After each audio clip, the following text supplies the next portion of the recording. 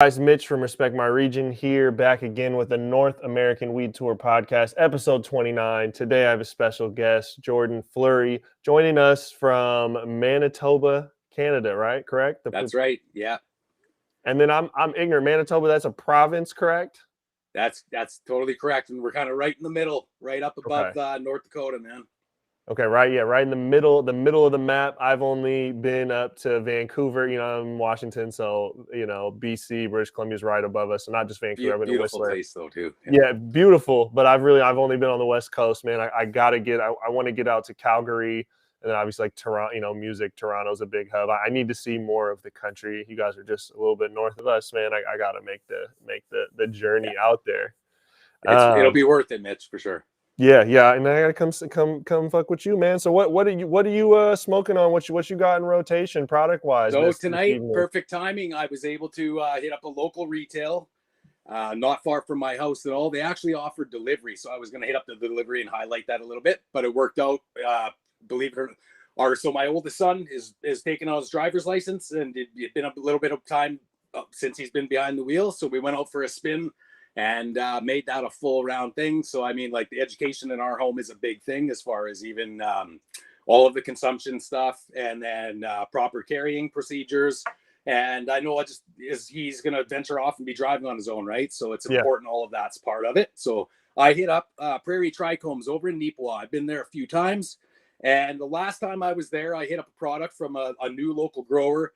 I didn't get around to reviewing it. I hit it, though, and it was delicious. So one good point I hit up tonight, the two brands I was going for locally that are local grown within 30 kilometers, one actually right out of Minnedosa, Manitoba here, Grump Weed.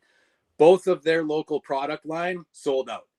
Okay, so that is a first in a long time for me shopping around. Usually they're there. And strangely, sometimes the local stuff was the higher end stuff, like the higher price stuff, sorry. So we kind of I always shop around that way. So tonight I walked away from Prairie Trichome's actual own selection, some of their new product here. I grabbed some pre-roll, what they're offering out of their Lemon Margie, and that's by Prairie Trichomes. And they're set up just out by Sydney. And up here in Canada, if you're aware of the medical market, so Delta 9 growers, a lot of the growers around my area, they are Delta 9 affiliates. So fortunately for me as a medical consumer and a medical grower, the documentation I have and the medical documentation I have and the support that way comes from Delta 9. Okay. So on the buildup of all this, I haven't done a whole lot of their reviews or their products, and I'm about to start to do that too. So I grabbed a vape tip from a bit of a higher end. I've been hearing good things about it. The cow tipper, I believe. Yeah. So the cow tipper, heavy indica, distillate extract here, 510 vape tip, and then the pre-rolls. And that's probably what I'm going to hit. And another interesting thing, I don't know if you guys are hitting this or not. I grabbed this kind of mistakenly, going on Bud Tender's advice and looking at the bargains and hitting it all. Then I realized after, and I consumed it, and it connected with me, man. It's totally different. But here we have the CBD skunk haze. Okay. And it is actually quite a low THC level and up in the 6.67% CBD.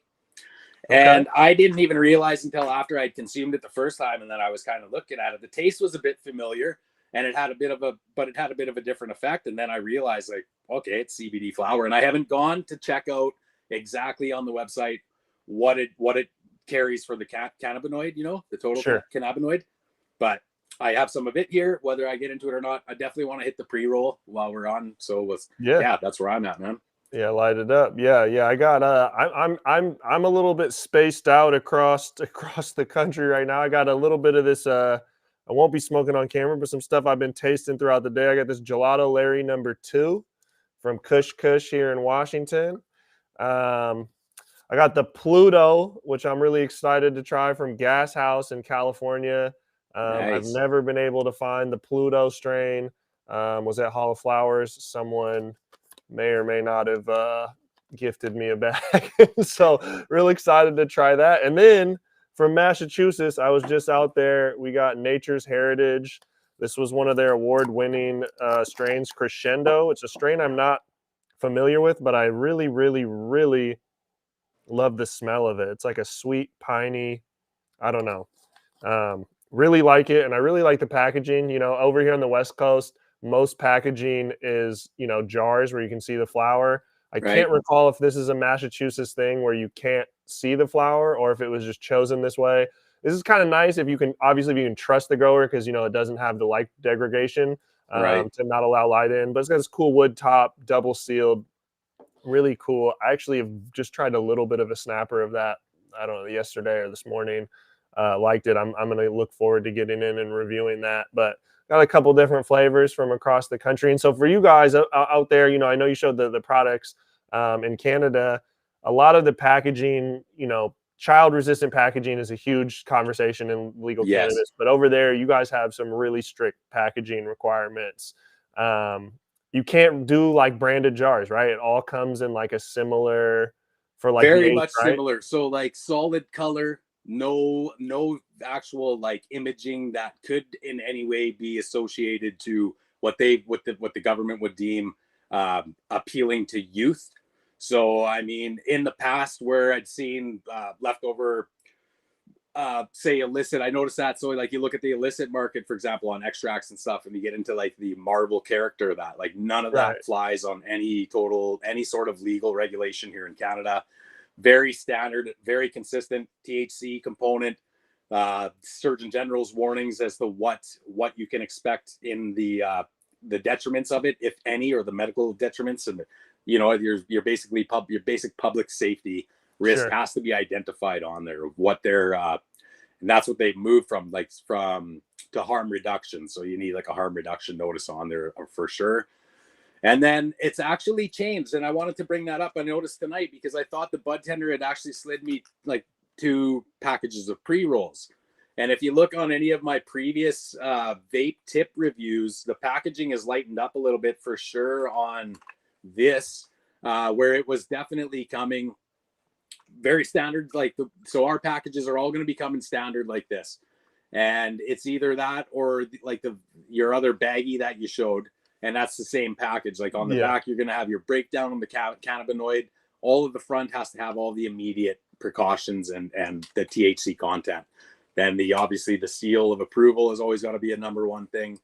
Can't have that broken. If it's broken and you're traveling, right, you want to have that away from the cab and all that. So like all this, the real picky things they can get down on, that's for sure you want to keep an eye out. But I thought this was impressive because it's definitely, so far most of the vape tips I'm buying, they're coming in just as much package as like your general Oh, flower, right? wow. So it'll come in a tip sleeve, rubber sealed on the ends. We can have a look. I'll pop this one and we'll see if it's probably still packed the same in there, I'm assuming. But it'll have your general rubber guards on the bottom and the top, right? So and like that's obviously, you see a child, you've got to break these, most of them, to get into them either Yeah, way. yeah. So I see that's a for sure a difference right now. So like the other packages, and they're coming way more packaging, Hmm. cardboard. It'll already be in a sleeve, rubber tip, rubber like on the thread tip and on the mouthpiece. Then sit in like placed into a nice little plastic cartridge and then put into the cardboard. And then all your general packaging and labeling is on the outside, right? So Yep. this is already a scale down until they start to come even maybe like vac packed, with just a tiny little tag explaining what the SKU system.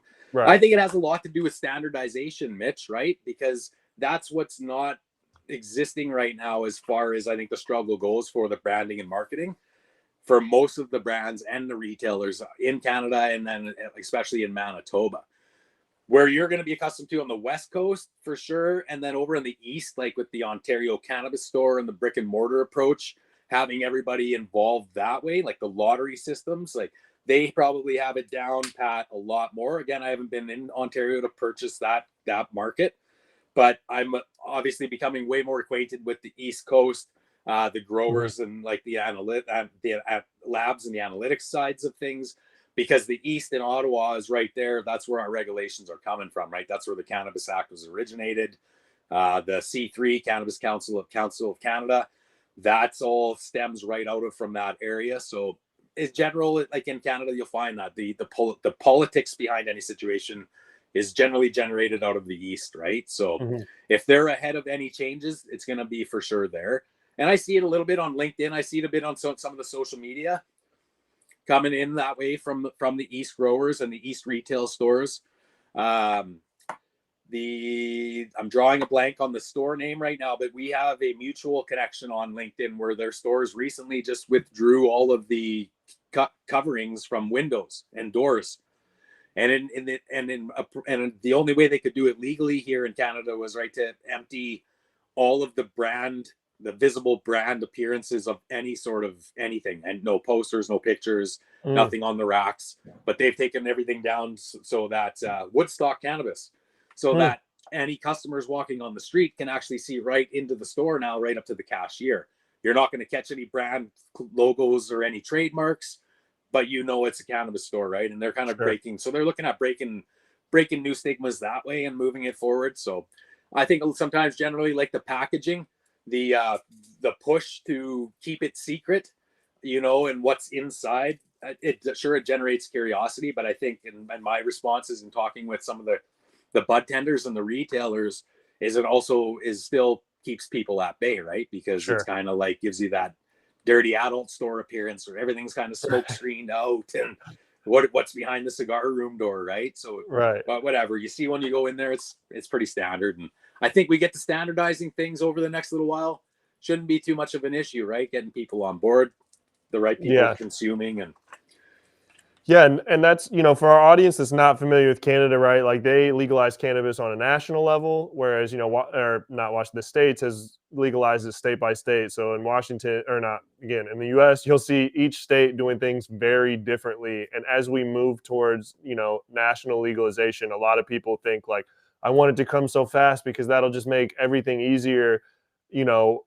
When you look at a political spectrum across the whole country, as opposed to just individual local areas, it's going to be tighter regulations.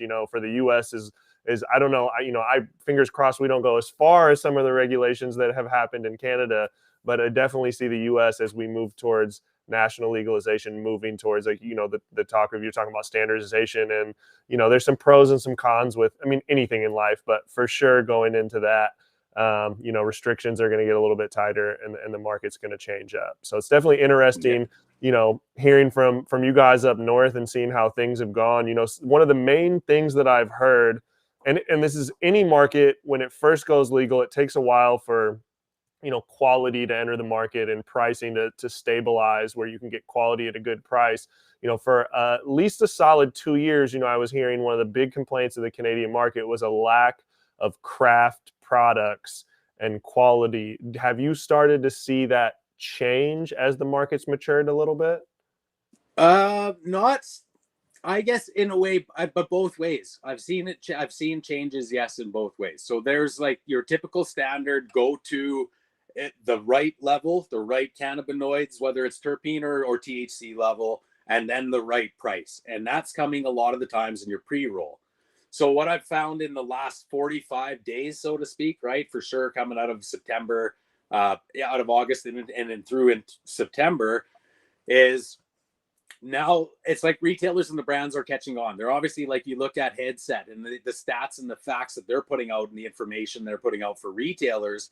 And then definitely here in the prairies, I see them responding to that. And same thing with like cannabis business retailers or Canadian cannabis retailer.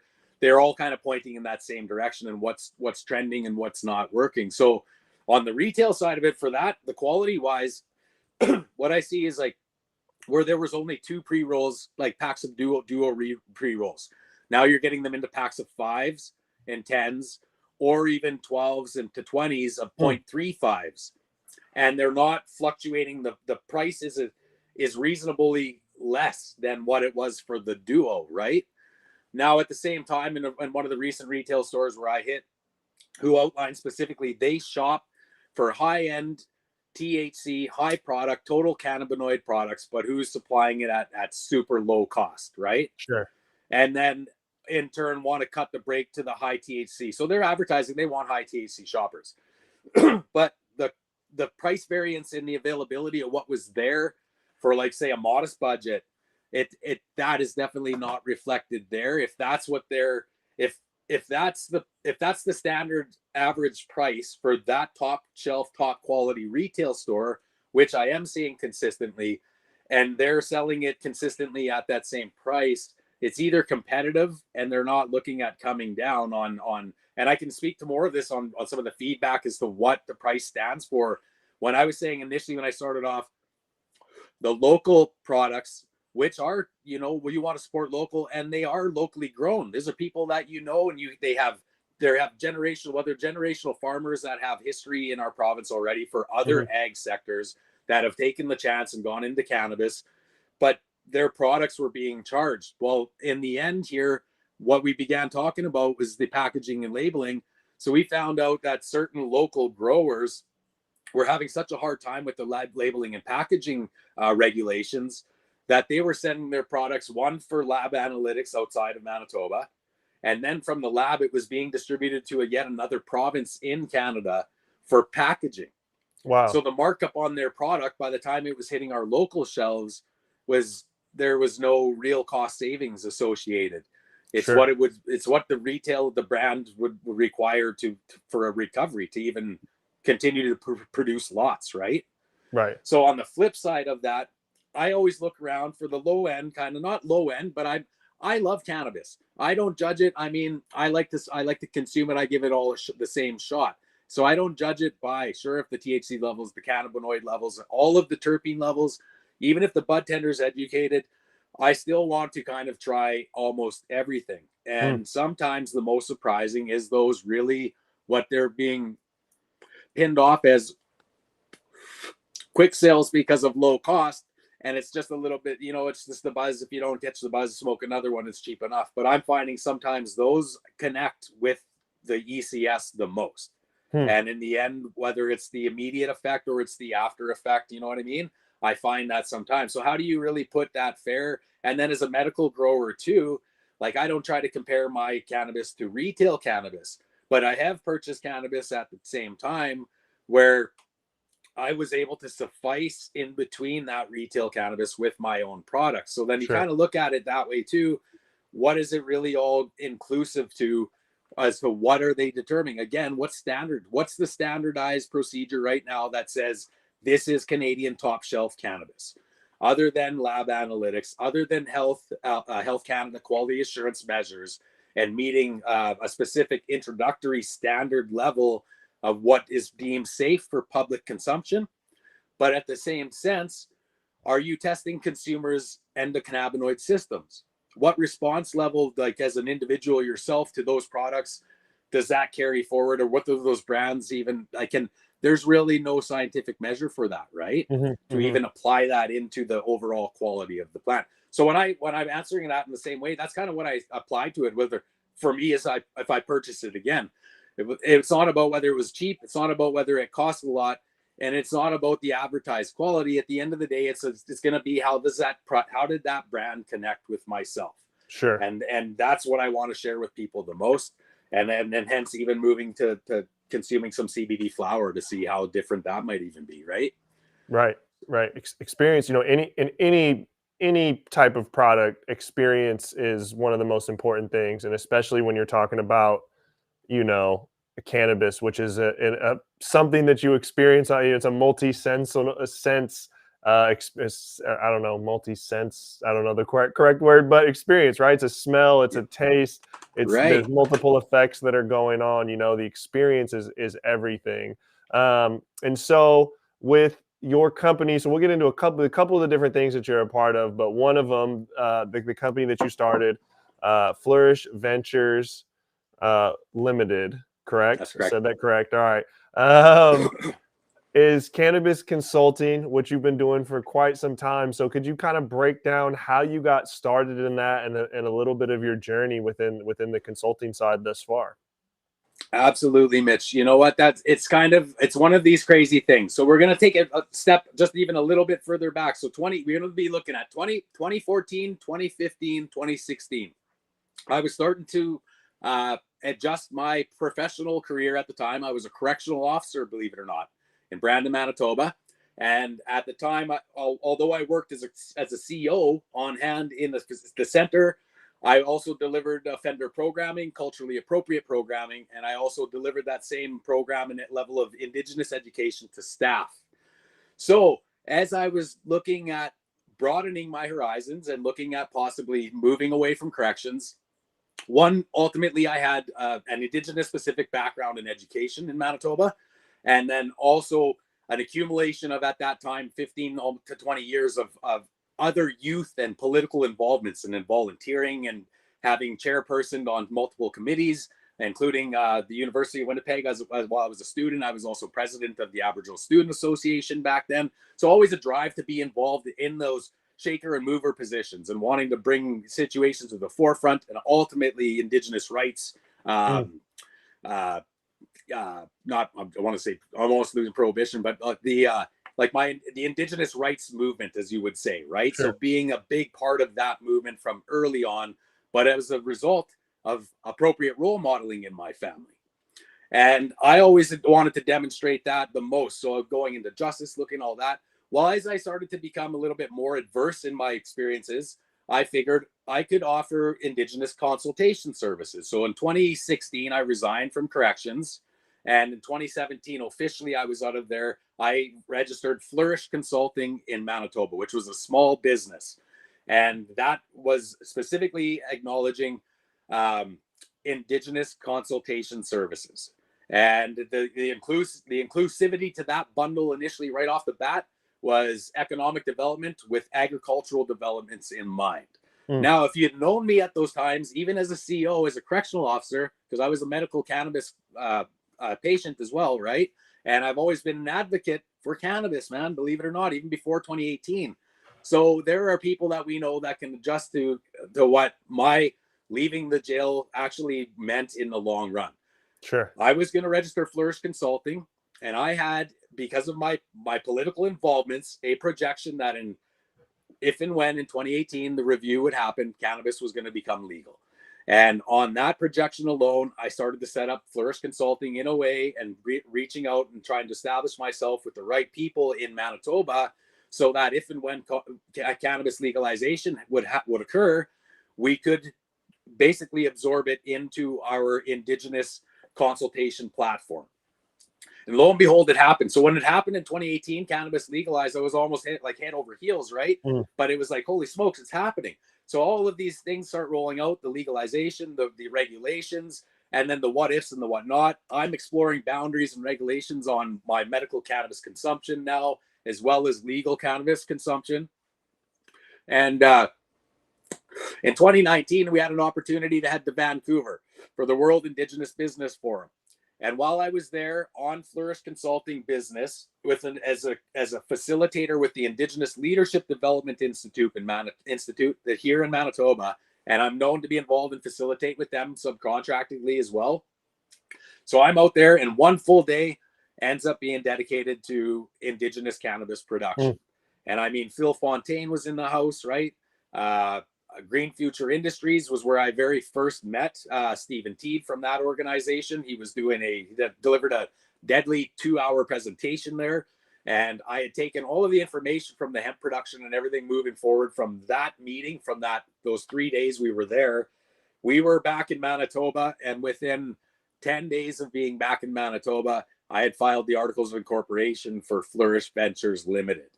And in that process, we filed the paperwork to the company's office with a little bit of educating them in the process of what we were doing and how we were going to become involved, that we ended up being registered as a cannabis-specific Indigenous consultation service.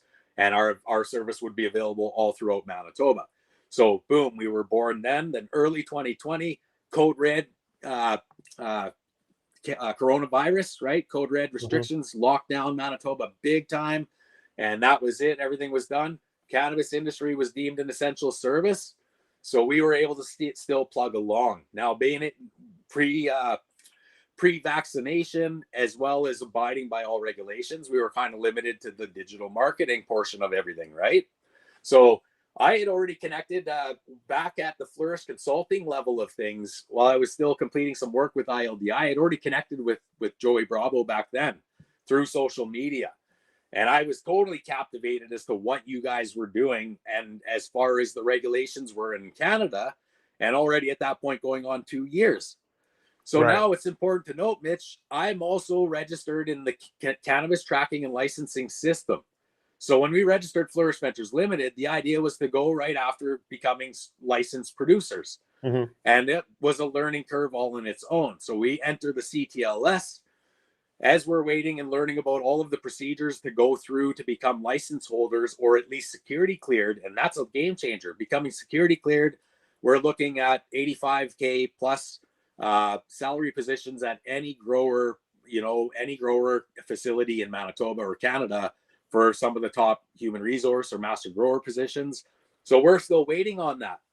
While we're waiting on that, I'm kind of looking around, where do we go for information? What are we supposed to do? So we've taken on a consult, like our own cannabis consultant, and she ended up being a Delta 9 affiliate, and she's out of Alberta, actually. And she educated us on it and as to what the CTLS was going to take.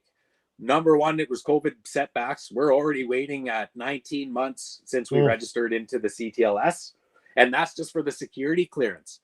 And I'm glad we didn't wait. So catch this. So my wife and I agreed, one of us has got to take some post-secondary education. Now there's cannabis post-secondary education in Canada while it's legalized. What's the next leg up we can do? So we decide I wasn't returning back to the farm. The positions that were available at the time. So I'd taken, aside from consulting, I put myself in a farm, which is 180 degrees different to what I had done for 20 years. Sure. And the whole time from day one when I was there, I was observing personally myself that atmosphere on the whims of what does this look like on a huge cannabis production sometime a decade from now. Sure. When all of these combines, all of this, how does all of this become cannabis and hemp production? So I was masterminding all this stuff, trying to put it together and like figure it all out, right? So we decided, my wife and I, let's invest in some education. So we started knocking off classes, and I ended up, so now we're accredited with medical cannabis fundamentals for business professionals and cannabis industry specialization.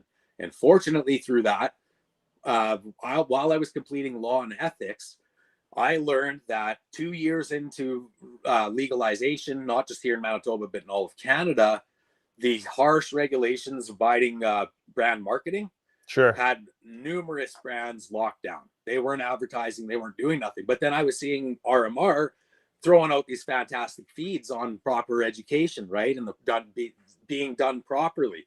So while I'm reading my law and ethics and I'm kind of gearing it up and seeing it, it's come down to a simple solution. Most of the brands just don't want to take the risk of the potential of the fine coming in, right, at 10 or 20 or $30,000 on something they put out. So I started up the #decolonizecannabis platform, connected a little further with Joey on that, let him know that we were into the industry. We were certified and recognized in the province as a consultation service, so specializing in Indigenous agri-development, which essentially for us means as everything begins to lift, including Canadian regulations and all of that, that we look at helping many Indigenous communities flourish, right? So we got the Fleurysh Ventures Limited ship, and we want more people involved. We want to even take that to that North American. But that's what that consult's about, building up, bringing our education in, helping counselors, helping town people understand that there's an economy to it and there's multiple sectors. And then more importantly, we get these communities set up. So one might have a retail, one might have an extraction, the other might have a grow facility, and they can work in these partnerships that we can create. So while they were all waiting, retail and growers in Manitoba at the 2-year mark with no real guidance on brand marketing, we kind of forayed into that area as to how can we help more brands come out of it. We're not sure entirely, like we know that's illegal for them to pay for brand marketing, but we know we have a platform because we're not licensed producers, Fleurysh Ventures Limited. So I am, as a medical and recreational consumer and a business owner, totally willing to be in the cannabis industry and continue pushing to break the stigma, right? So we have this set up. We have a safeguard now. More retailers are catching on, Mitch. The last 3 stops I've made, they're moving to hire social media personnel, which was brand new. Out of the previous 15 I've been to, some of them in the original thought I was crazy, but brilliant at the same time. And I've been directing them all to you. I'm like, check these guys out. You think this is not going to stop? This is only going to build. More people need to catch in on what's going on, right? And we're going to help break all that regulation ice on that, exactly.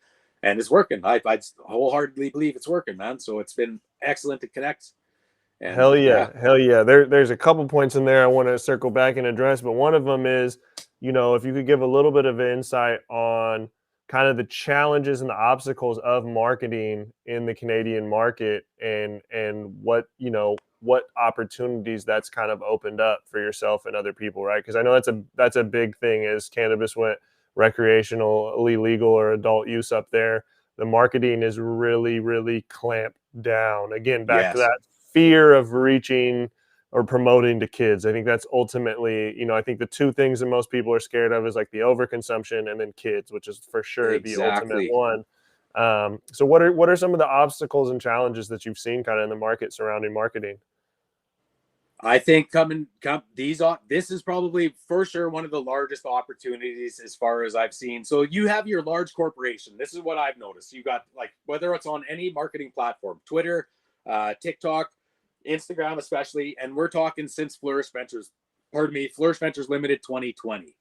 When that began, if at all anywhere you were lucky to see any brands even floating in, like I mentioned before, cannabis business retailer, for example. So you would have more of like bucking systems in there, feed systems, light systems, brands affiliated, but you would very seldomly see, unless it was total big corporation, big pharma, big corp, right? So you're talking, you would see the Aurora or the Delta 9 or any of the larger brands. They might get a plug in there, but and not like a paid brand marketing either. It'd be more of like a bit of a logo shot with a blurb underneath as far as their Mm, contribution to the Canadian market. So you could see them kind of skimming through those regulations.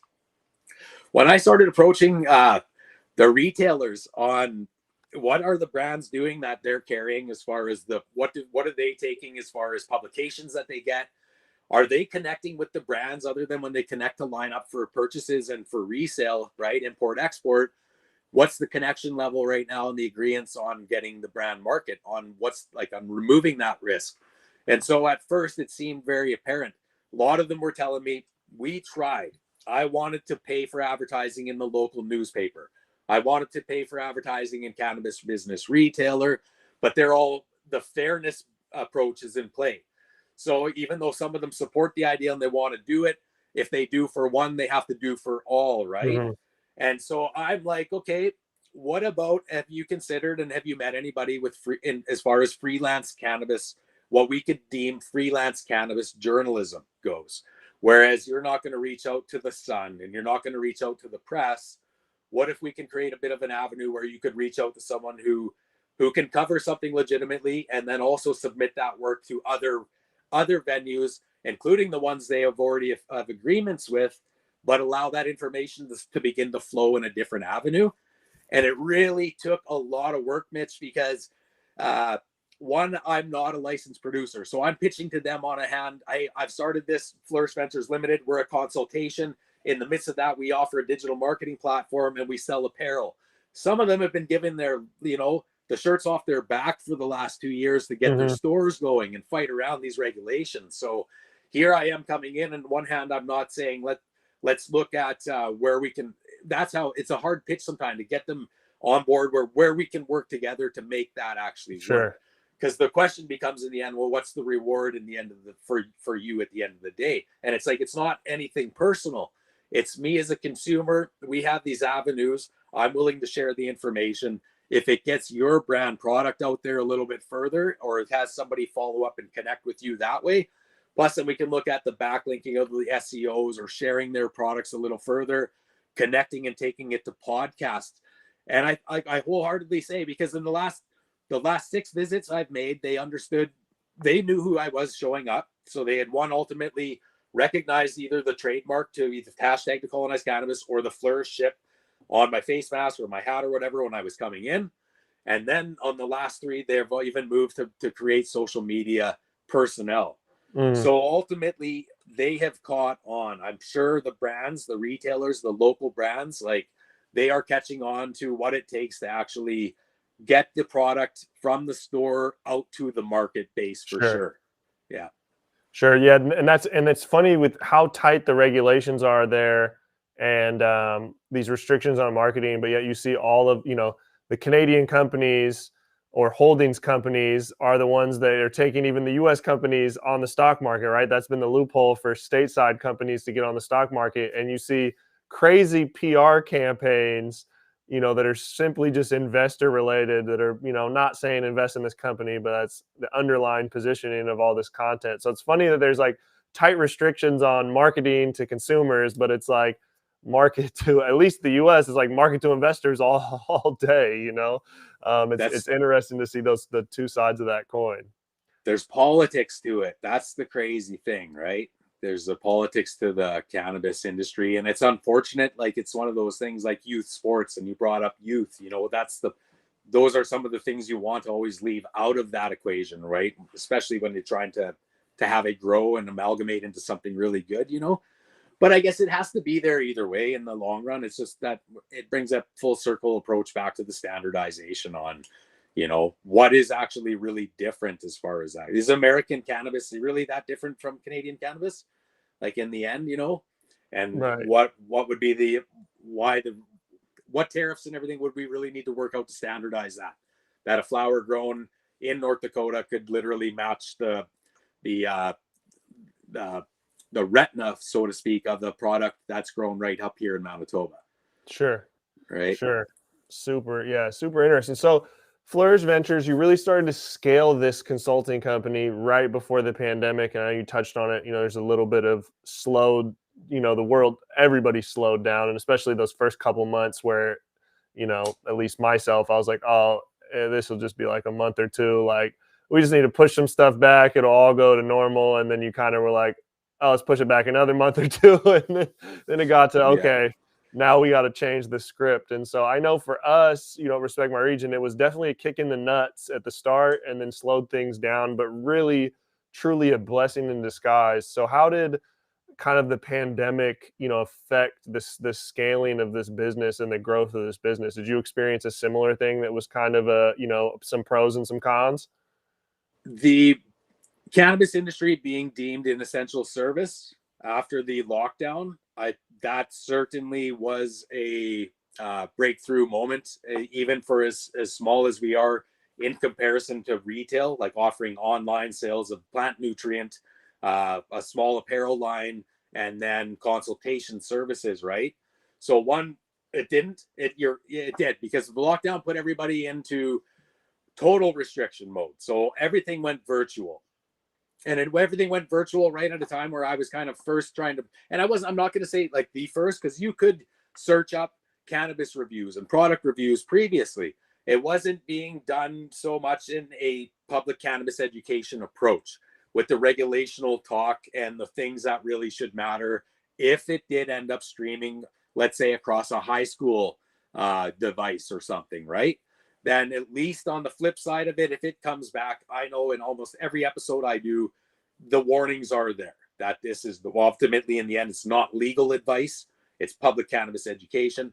So when that lockdown happened and everything went virtual, definitely, man, we looked at the opportunity here in our home where it's like, we're a big family. For one, we're a family of 6. So there are 4 children. And as brilliant as the opportunity was right then and there to take stronghold on the virtual element of it, I think because we still are, like, we're associated with the cannabis industry, so there's a number of those stigmas that still come to it. So we were able to embrace the lockdown and the COVID restriction and ultimately look at a buildup, like you mentioned, like the whole buildup of Fleurysh Ventures Limited and getting it to where it's surviving, so to speak, and not just surviving, but actually building it into something that's captured the right attention, that's got us involved professionally with other entities now that are cannabis specific. So it's moved us all during COVID, for sure, from a what may have been a pipe dream to some people at the time, Sure. to totally demonstrating that COVID will not affect the industry. And that's a big push for us at the end of it all. If people can start to understand that, and that's not just for the consumers, like that is in the imaging we want to eventually put across is, and the education we share with all of that, especially during COVID. If that has hit you the most and it totally threw everything like the monkey wrench style, and you're looking for a change, that the cannabis industry realistically is going to be a good place to look. And like I mentioned to you with the CTLS, so we're looking at 80 here in Canada, master grower, uh, quality assurance personnel, your head of security, your on-site manager. All of those positions are 85,000 Canadian salary positions, full benefit. Any grower in Canada, that's the growing standard. Wow. So when you look at COVID recovery for some people, and I get it, for us it's just no stop, man. That's the way. I'm a Métis. I'm a voyageur up here. That's the way I was raised, right? Like I grew up seeing that. Our family's been political. Our family's been a justice family the whole way. It's always been that push. So I didn't fret at COVID. I knew the biggest fear with COVID coming in, aside from being luckily associated with the cannabis industry, was it was now or never, man.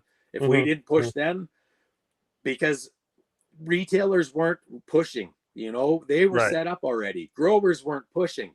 They were set up already. So the leeway, the opportunity being like ultimately and making the sacrifices that we're not a licensed producer. So it's not nearly as of a risk for us to put that information out. So if we can get the connect going with them, we can bring that information out for them safely, right? So it's working, man. And like I said, we're about to go back into COVID restrictions. And I got a lot more peace of mind. My wife has a lot more peace of mind this time, because if we go from orange to red really quickly, we're both set up in essential services right now. And we know that Fleurysh Ventures Limited isn't going to go anywhere. The fallback ultimately, Mitch, is if it turns a bit stalemate or too prolonged on certain things, let's say because of COVID, October 18th is a big deal in Canada. The 3-year review on the Cannabis Act happens. We have the potential of our legal age limit bumping up to 21. That was on the burner, man, a few months back. They're talking about that. They're talking about changing the SOR 2018. I might not have a medical grow after October if the regulations change that drastically. Number one, hopefully, let's keep our fingers crossed the most on it, is the regulation that they do change has all of Manitoba's the only province right now not participating in the federal personal grow allowance of 4 plants per household. Manitoba only. You got to be medically licensed. So we're hoping everyone comes on board, because we are a medical grow specialized home grow consult. So you can imagine on that build up, COVID or not, the buildup happens, the legalization changes for Manitobans to be able to start to participating in cannabis production, 4 plants per household.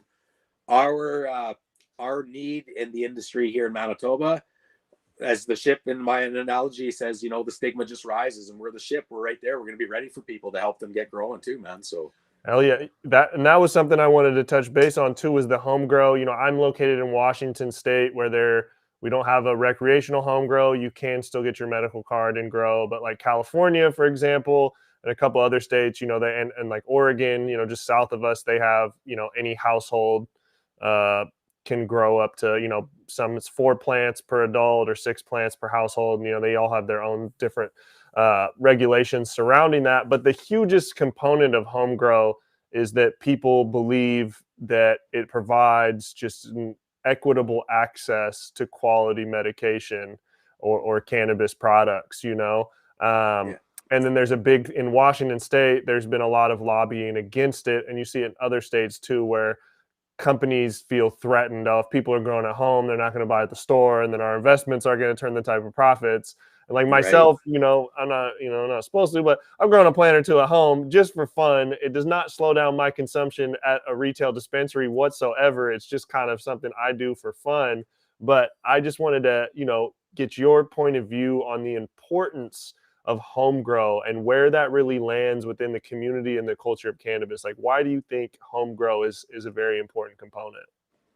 I feel it's important because I think most people ultimately, including the government, and whether it's federal or and obviously the federal government is likely already found that, but the province of Manitoba is likely going to find, first off, is that not many people that attempt to do it are actually going to be able to do it. Right. So that risk eliminating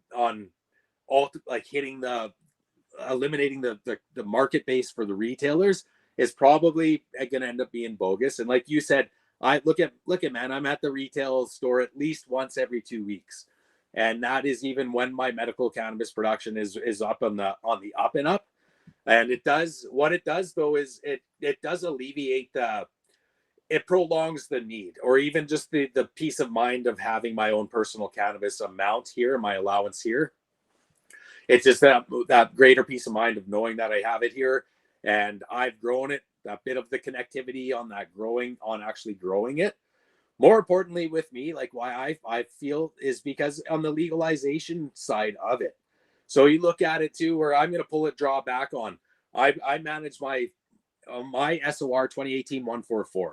So I manage it to the top quality that I possibly can, bringing in as much of what Health Canada measures would apply at a micro scale grow space, for example. And I mean, I'm not talking like $20,000 HVAC or anything like that, right? But I mean, I manage it to scale so that when my product is ready, if I couldn't make it, or if COVID did happen, or online sales spiked, or there was strikes, or any kind of weird little thing, that the quality that I'm still producing would be there, and falling back on it is going to be just as satisfying. And ultimately, I know the two strains that I've narrowed it down to that I produce, they impact me on the places that I need to. One was with sleep help. One helps me sleep well, and another one keeps me with some pain deprivation with high functionality, right? So like that kind of daytime, and it's likely a hybrid, but we're going to find all that out soon through the analytics. And I think that's that's going to be important for people to be able to produce their own medical cannabis at home. One, it's going to give you a different, a way different mindset as to that stigma that has been put there. Sure. That whole criminal base idea, that whole the war on drugs concept of even seeing like, you know, the plant itself is going to cause you into some weird delusion of or anything. I think the peace of mind for people is to see that how simple and safe it actually is. And on the flip side of it, like how quickly they can actually you know, dwindle on you and fade away, so to speak, if you don't apply the proper measures to them. So that whole process right there would probably balance itself out in the end. What they might legitimately feel, I feel in Manitoba, what they're genuinely concerned of, and this is crazy, Mitch. So we still, all safety measures involved, we run security here. And I have had 30 customers either show to the house or phone first. And I run a small business from my house, right? But they have arrived, and not for consultation services, for cannabis. So that whole process right there has led to like obvious education discussions here. Even some on the phone where it's like, when they discuss that, well, how is the regulations work? Because we come up on Google for them as a cannabis shop. Sure. Meanwhile, they're passing Neepawa on the number 16 highway, and they're like 2 blocks away from a cannabis retailer. But those cannabis retailers haven't taken advantage of the regulational, the real navigating that's required to go into the regulation. So here we're not producers. I medical grow. I don't advertise anything for sale. And I'm getting hits and customers coming for cannabis off my Google engine, like the Google search drive, the way we set ourselves up, because I understand the regulations. And you have retailers and growers that have been set up now going on full 3 years that are being bypassed by those same consumers because they don't understand the regulations. So that for us is paramount. That's big time for us on the medical grow portion of it. And I think that's at that in the end too, people will see that, because some of those people have called because they are recreationally growing themselves. And we had a fellow call from Montreal, passing on his way all the way to Vancouver. It was a recreational grower, and he figured we weren't a retail licensed producer, but because he's seen the medical public cannabis education I produced, he was taking a whim on the chance I would sell him my own medical home grow, which he was actually looking to purchase in preference. So ultimately that would never happen. Like I said, everything that happens around here is like on that business side of it is on camera anyway. And so there's no illegitimate approaches. And we really push that for people. We're actually about to hire a technical assistant. So like we have, as a large family, enough things on the fly all the time that keeping up with some of the social media part of it becomes a bit of an issue, and wanting to keep everybody part of it. So we're bringing on a technical assistant. We're going to be announcing that over the next 2 weeks. That person is going to be right there with us now, and I'll have a bit of a partner, especially with the review stuff and the legalization and the regulation stuff.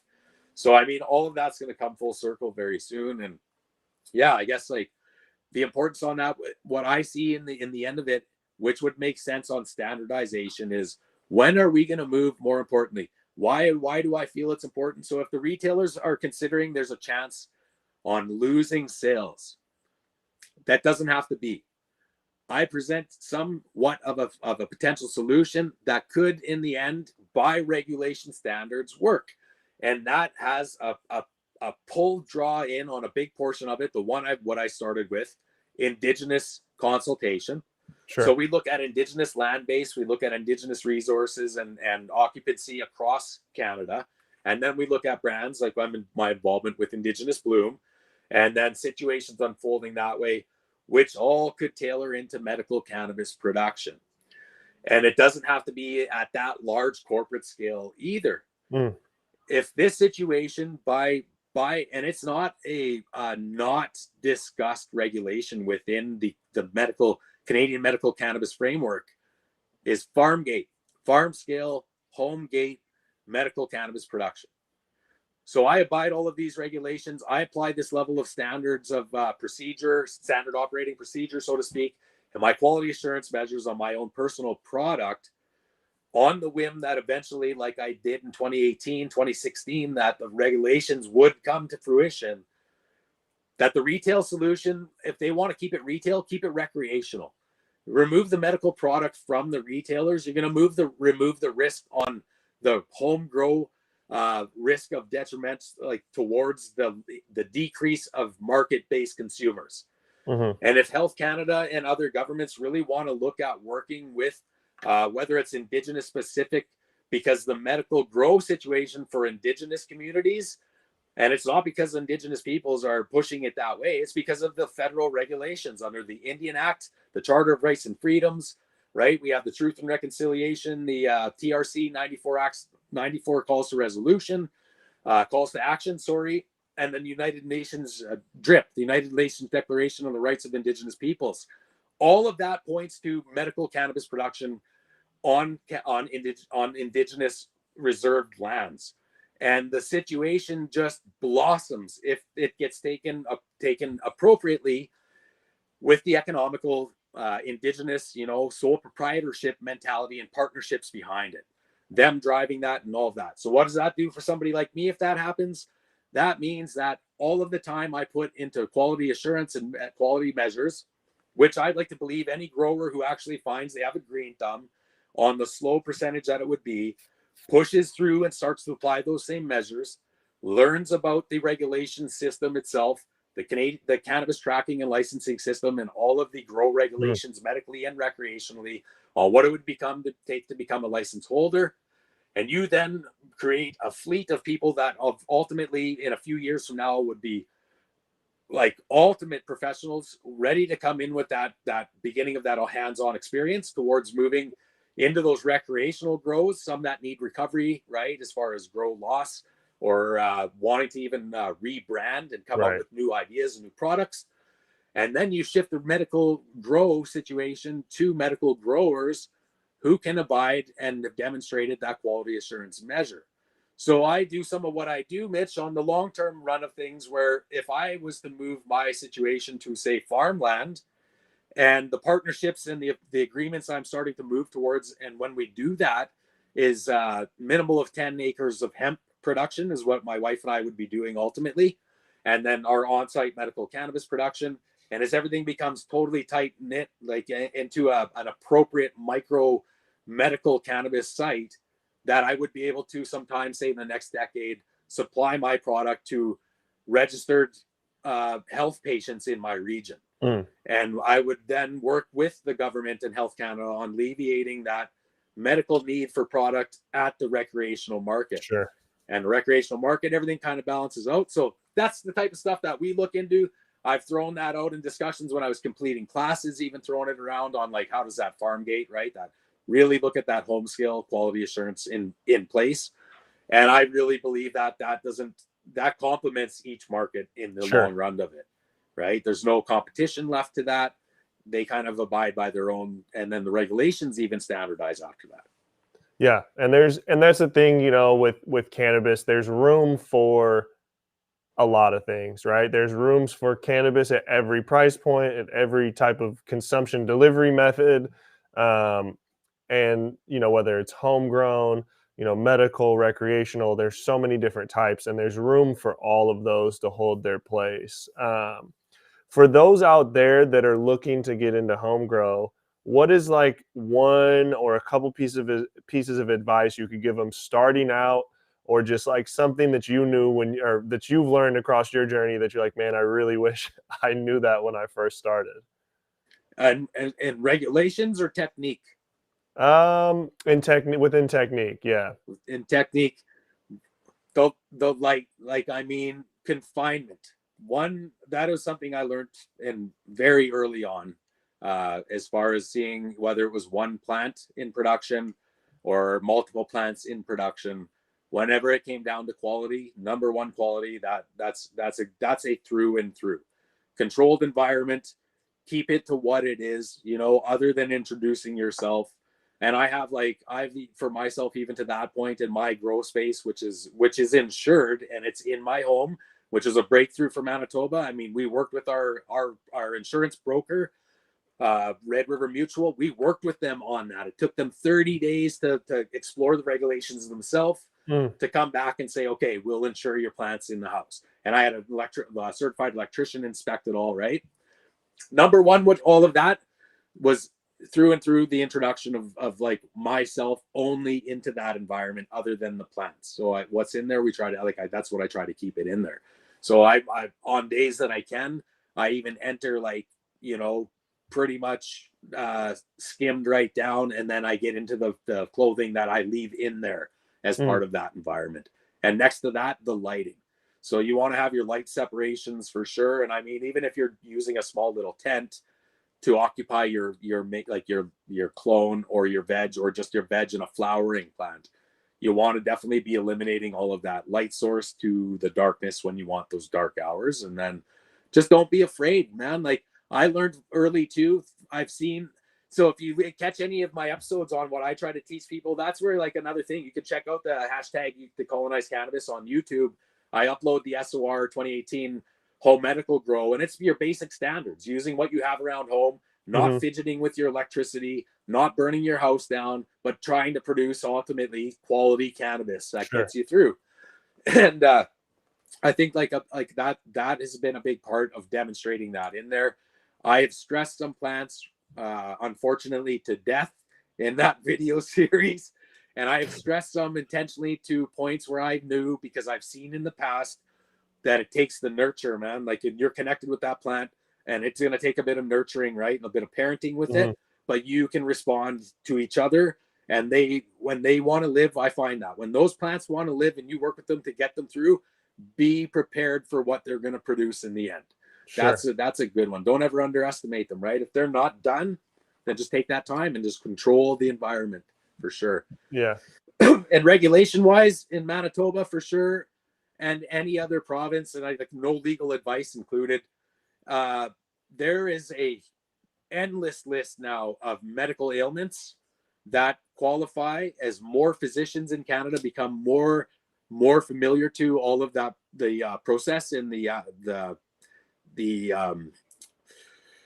what am I trying to say? The prescribing of such, right, as Sure. medical Sure. cannabis as your solution, medical solutions, and that's probably the safest route to do it.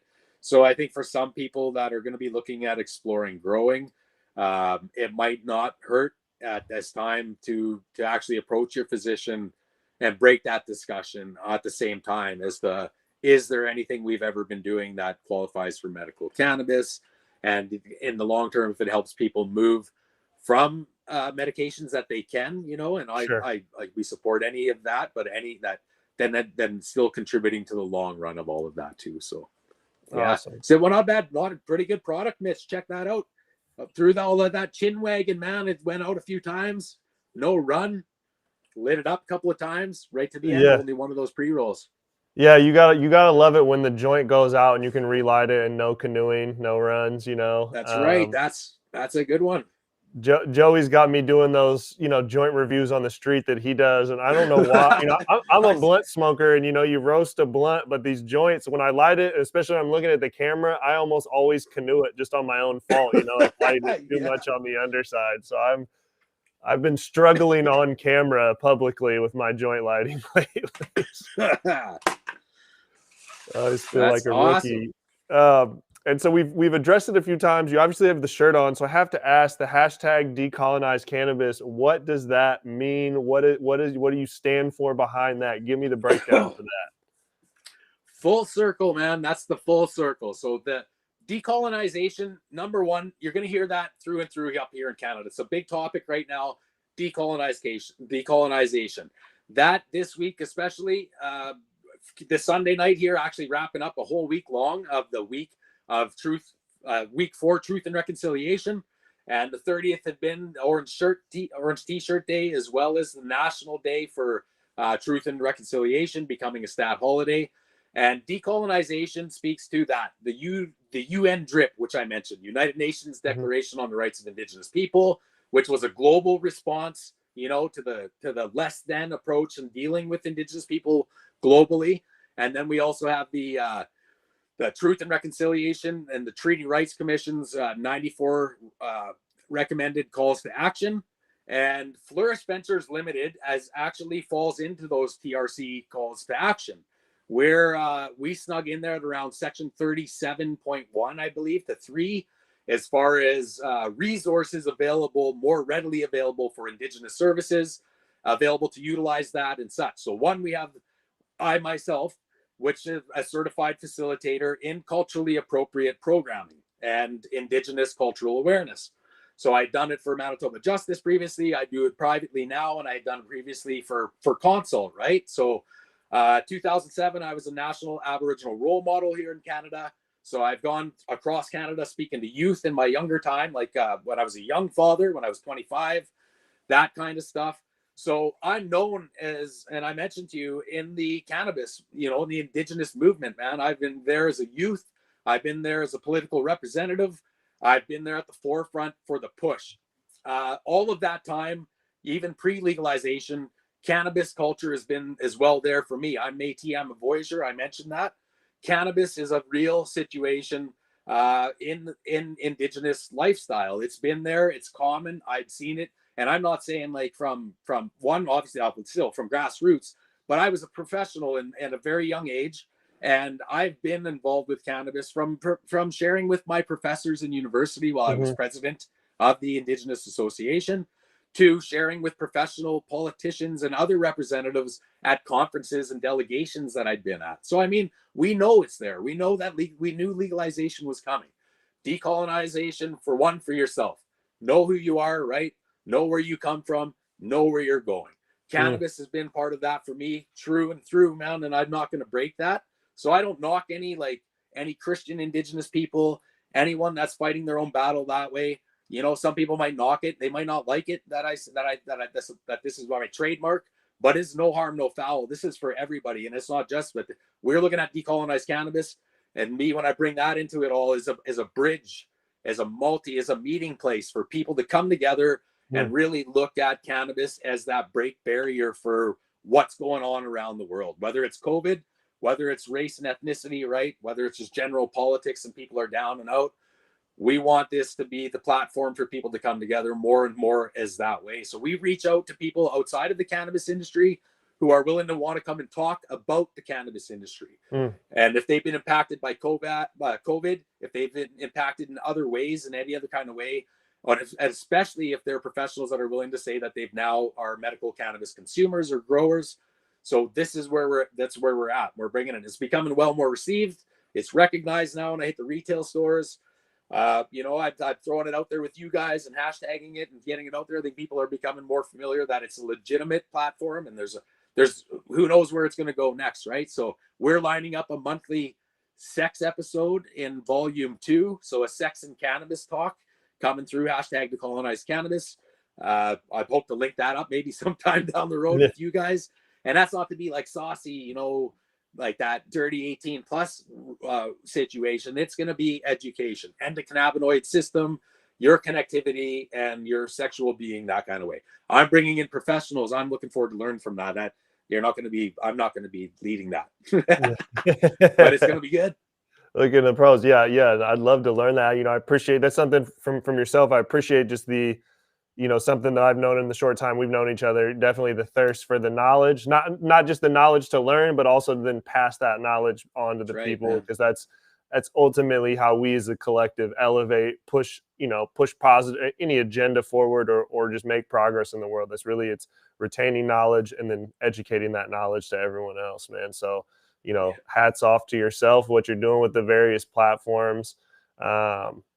I love it, man. I love it. We usually try and keep these around an hour. We're a little bit over today. I mean, I think we could keep talking, but is there anything else you want to plug, or people where can people find you? There's a couple different things that you're a part of. So where are the main outlets people can find you at? So obviously I hit up my website. Like I said, we're hiring a technical assistant right away. So keep an eye on it all, because the format's going to be changing. www.fleurishventureslimited.com. There's going to be a steady feed. I'm going to be running a steady feed for your content out of there, RMR. And obviously, as we continue, and I'm doing, again, a little bit of the learning curve there, I'll be writing for you guys, and then branching out, trying to bring that information. So if we bring it, it's going to rock out through there at Fleurysh, at fleurishventureslimited.com, at Fleurysh Ventures Limited, either or. Most of those platforms we come up, you're going to hit us there. Google search, either way, right? And especially hashtag Decolonize Cannabis. YouTube Volume 2 is kicking up. I'm starting to book already, and the professional list of people, the guests we're going to be bringing on there. Some we'll be sharing with you guys, and others, it's all going to be their content up for everybody else. I've got mad love for you guys, man. I've got mad love for Indigenous Bloom, giving us these opportunities. When you asked about coming up out of COVID right now, some of it wouldn't be happening if it wasn't for these, for these connections coming through. The opportunity to educate people on where we're at, that we're legitimate, we're professional about what we're going to be doing. That right there, that's coming. And I can't wait to help rebrand Indigenous Bloom. That's going to be very, very impressive. I know, and I can't tell you a lot more about that, but I know what's going to be coming out of that, man, and it's going to be juicy. So how big that can get is going to be unbelievable too.